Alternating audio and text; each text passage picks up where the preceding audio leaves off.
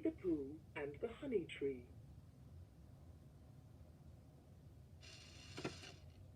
Winnie the Pooh lived in an enchanted place called the 100-Acre Wood. One day, when Pooh heard his poo-coo clock, he knew it was time for something. Think, think, think, said Pooh. Oh yes, time for my stoutness exercise. Pooh stood in front of his mirror and tried to touch his toes. He stretched down and then up and then down. Then he stretched up once more.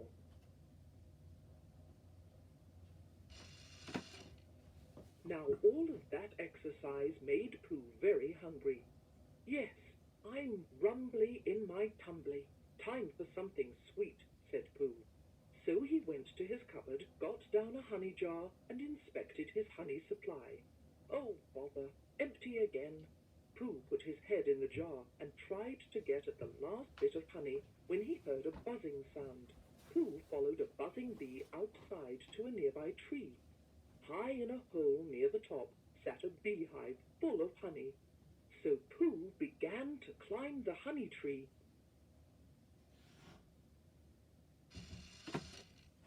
He climbed, and just as Pooh neared the beehive, the branch he was standing on broke, and down went Pooh into a very prickly bush below. Oh, bother! Pooh brushed the prickles from his nose and decided to go ask Christopher Robin for help.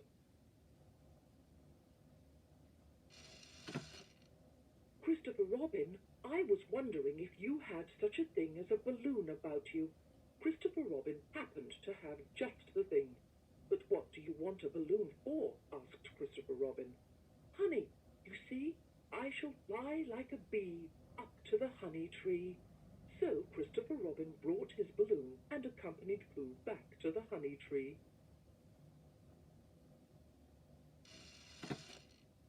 Pooh rose higher and higher toward the hole in the top of the honey tree, and while he hovered outside, a bee flew at Pooh and stung him directly on his softest spot. Oh! Pooh swung left, then right, then quite by accident swung his very sore bottom into the hole in the tree. In no time, the bees inside the tree created a mighty force, and they pushed Pooh out of the hole, sending him shooting across the sky.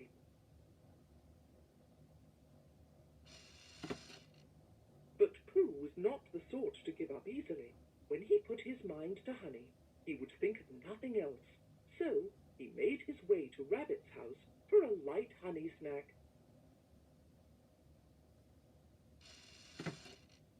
Hello, Rabbit. Rabbit wasn't very happy to see Pooh, but when Pooh didn't go away, Rabbit let him stay. Oh, hello, Pooh Bear, said Rabbit. What a pleasant surprise. How about lunch? He reluctantly pulled out a honey jar and offered it to Pooh. Thank you, Rabbit. Just a small helping, if you please. Pooh helped himself to Rabbit's honey, and he ate, and he ate, and he ate, and he ate, until there was no honey left.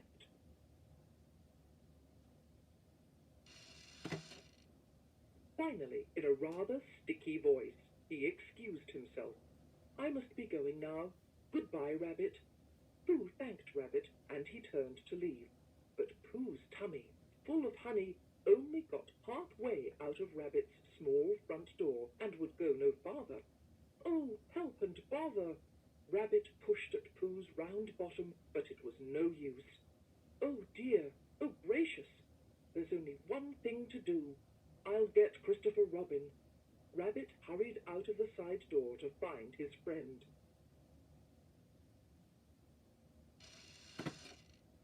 In a short time, Rabbit returned with Christopher Robin. Cheer up, Pooh Bear, we'll get you out. Christopher Robin took hold of Pooh, and Rabbit took hold of Christopher Robin, and on the count of 3, 1, 2, 3, they pulled as hard as they could. But Pooh wouldn't budge. It's no use. Christopher Robin shook his head. Pooh Bear, there's only one thing we can do. Wait for you to get thin again.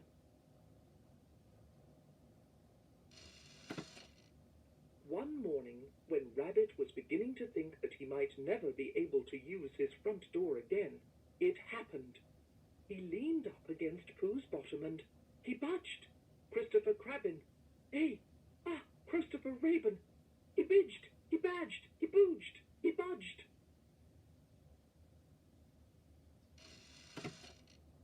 Almost everyone in the 100-acre wood came running to help. From inside the house, Rabbit pushed frantically on his end of Pooh, while outside everyone else pulled on the other end. Heave-ho! Heave-ho! They tugged, and they pushed, and they pulled, and they shoved with all their might, until suddenly...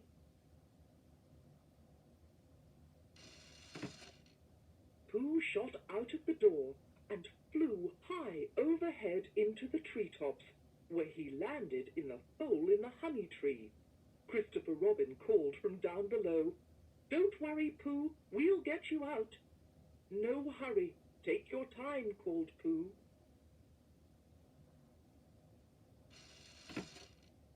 For you see, Pooh had landed right in the middle of the beehive, and some very yummy honey.